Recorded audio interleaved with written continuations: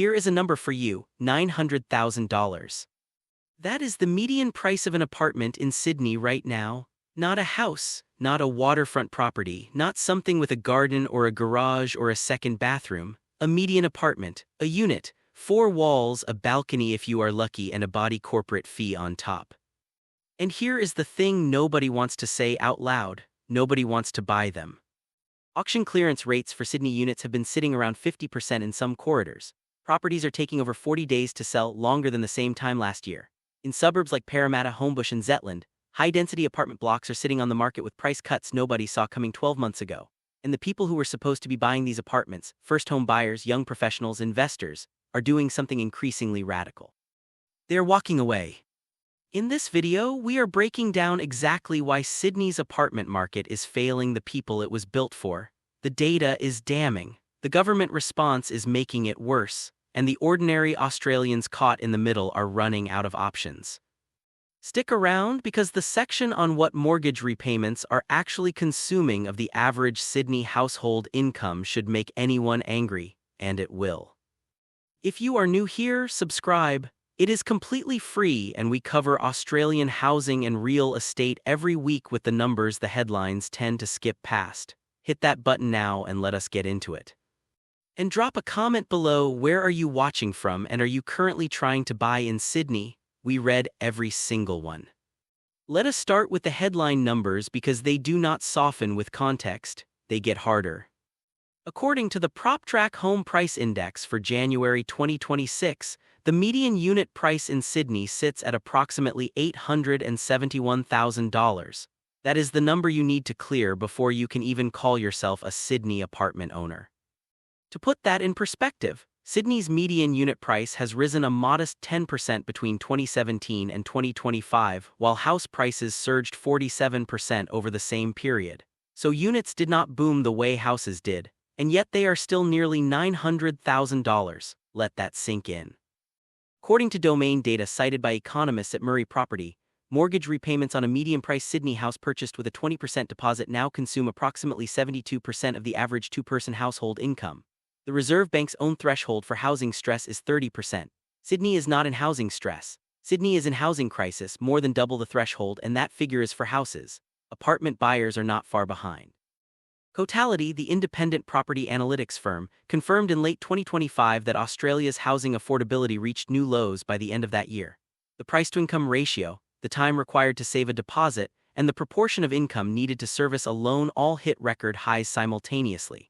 And Sydney sits at the extreme end of every single one of those metrics. According to Demographia International Housing Affordability, Sydney is classified as the second most expensive housing market on the planet, with median house prices at 13.8 times the median household income.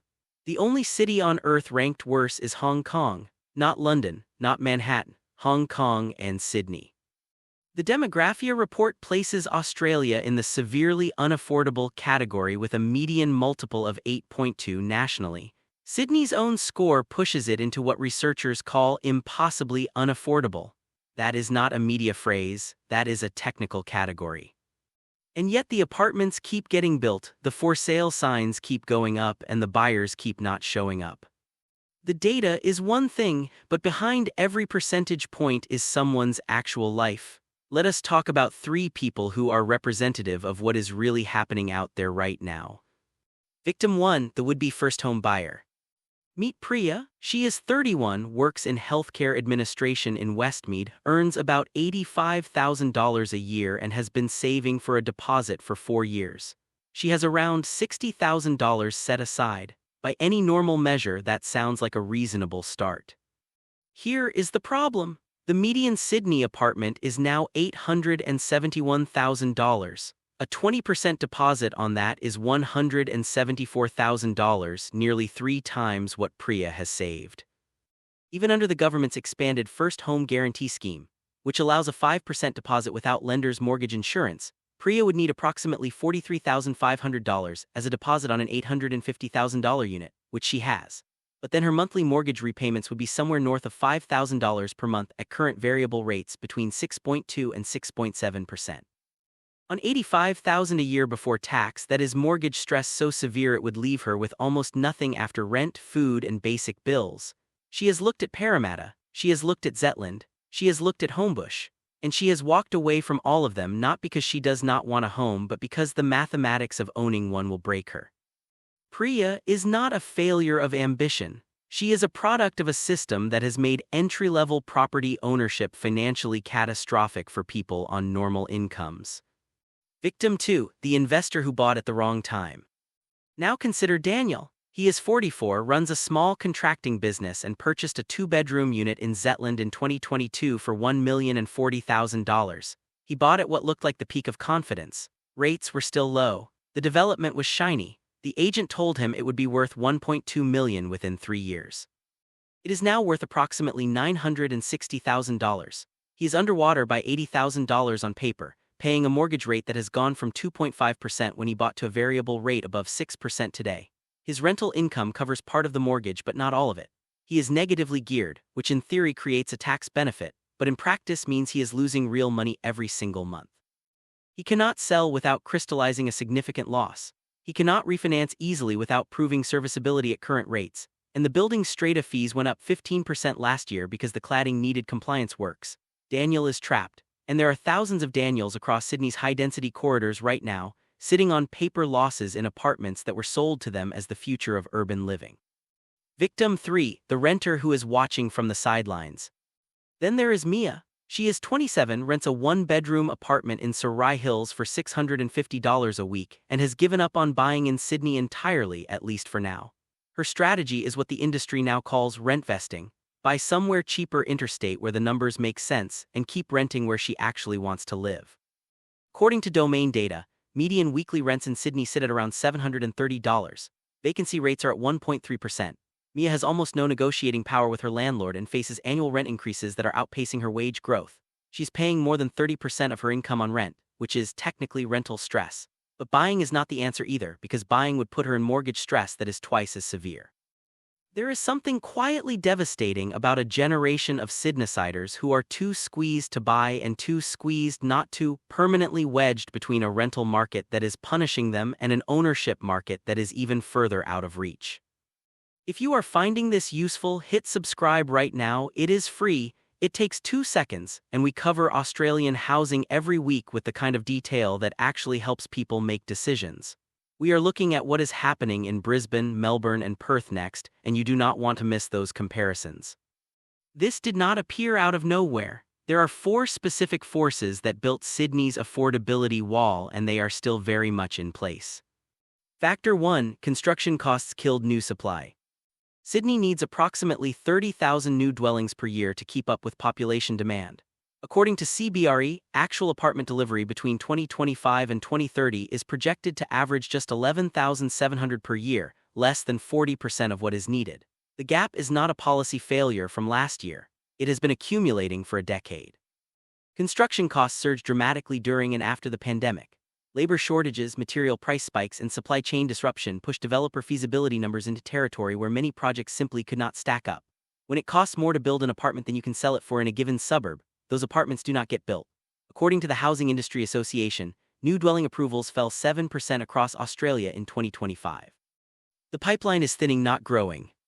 Factor 2: interest rates broke borrowing power. A household earning $120,000 a year can borrow approximately $150,000 less than they could in 2021, according to analysis by Canstar. Monthly repayments on a $600,000 loan have risen by more than $800 compared to 2 years ago.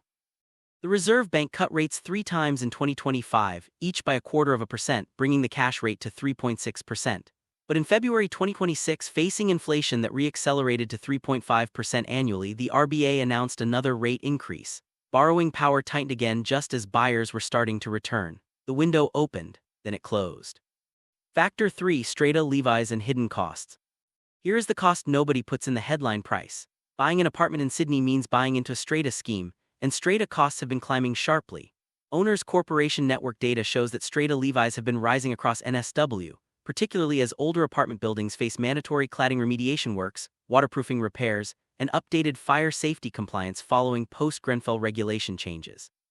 For buyers already stretched at the purchase price, discovering that a building has a six-figure special levy pending, or that quarterly strata fees are $4,000 can be the difference between proceeding and walking away. More and more buyers are walking away. Factor 4. Wages never kept up. Home values in Sydney have surged approximately 47.3% since March 2020, adding roughly $280,000 to the median dwelling value, according to Cotality. Australian wages grew at roughly 3 to 4% per year over the same period. The gap between what apartments cost and what people earn has not just widened. It has become structurally unbridgeable for anyone without existing equity or family wealth to draw on. According to the World Socialist website's coverage of Cotality's 2025 data, the cost of servicing a new loan in Sydney now sits at 45% of household income, even after the rate cuts. Anything above 30% is housing stress. Sydney has been in housing stress territory for years. It is just that now more people are noticing. The government response and why it is not working. The NSW and federal governments are not sitting on their hands. They have announced policies. The problem is that most of those policies make the affordability crisis worse before they make it better. The expanded First Home Guarantee Scheme, which from January 2026 allows all first home buyers, regardless of income, to purchase with a 5% deposit and no lender's mortgage insurance, sounds like relief. The International Monetary Fund has argued it is not. The IMF has publicly called for the scheme's withdrawal, stating it drives property prices up and functions in practice as a state-sponsored mechanism for fueling a speculative boom. 2 decades of first home buyer grants in Australia have followed a consistent pattern. A brief increase in first home buyer activity followed by higher prices that deliver windfall gains to existing owners and developers. Domain calculates that under the expanded scheme, deposit saving times in Sydney dropped to approximately 3 years, down from roughly 10. But if that accelerated buying demand enters a market with 11,000 new apartments per year against 30,000 of demand, prices absorb that new money and go higher. The ladder gets longer even as the first rung gets slightly lower. Problem number 2. The NSW government's 5-year housing completion targets for 43 councils across the state depend on those councils actually approving medium and high-density development. Many have been slow to do so. The state government has threatened to step in and approve projects directly, which is the right instinct. But the legal and political fights around that process mean the supply response is years away from making any measurable difference to prices today. Problem number 3. There is no meaningful relief for people currently in mortgage stress. For Daniel, underwater in Zetland with a rising strata levy, there is no government scheme that helps him. For Priya, who could technically get into the market with a 5% deposit but would immediately be in mortgage stress, the scheme does not solve the problem. It moves her from being priced out to being financially precarious, and that is a different kind of trap. Best case, the RBA pivots back to rate cuts in mid-2026 as inflation moderates, restoring some borrowing capacity to the market. New supply from announced projects starts to trickle through in 2027 and 2028, gradually taking pressure off prices.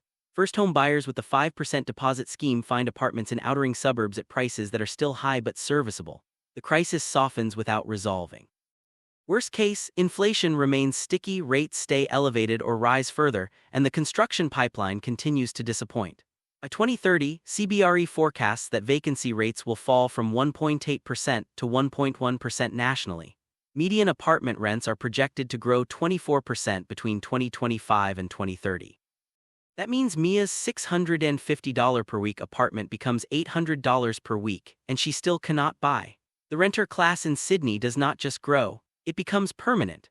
A city of owners surrounded by a growing sea of long-term renters with no realistic path to ownership, subsidizing landlords who are themselves barely breaking even. Realistic case, Sydney's apartment market continues its slow grind. Prices in high-density corridors remain flat or drift slightly lower in real terms as buyers resist. Outer suburbs see modest growth because affordability there is relative, not good, just less catastrophic. The structural undersupply keeps the market from collapsing. The structural unaffordability keeps it from growing quickly, a stagnant market that helps nobody. The callback and the question you should be asking. Remember Priya, with $60,000 saved, technically eligible for a 5% deposit scheme, looking at apartments in Parramatta and Zetland and walking away. Here is what her realistic path looks like right now. She buys a unit in a more affordable suburb, Blacktown, Liverpool, Campbelltown, where apartments range from $450,000 to $650,000.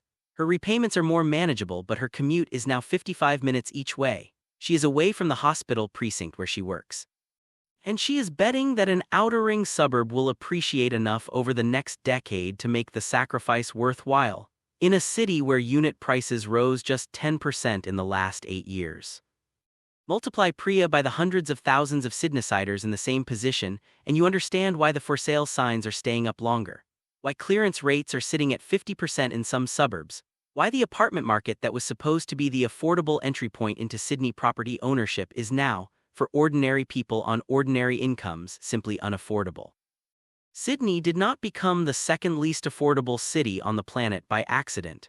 It was built that way by decades of undersupply, speculative investment, government incentives that inflated demand without touching supply, and interest rate cycles that made the maths briefly work and then broke them again. The apartments are still there, the buyers have done the maths, and they are going broke. If this video gave you something to think about, subscribe right now. It is free, it keeps these videos coming, and housing affordability is something we are going to keep covering as long as Sydney keeps breaking records for the wrong reasons. Share it with someone who is currently trying to buy in Sydney. They need to see these numbers.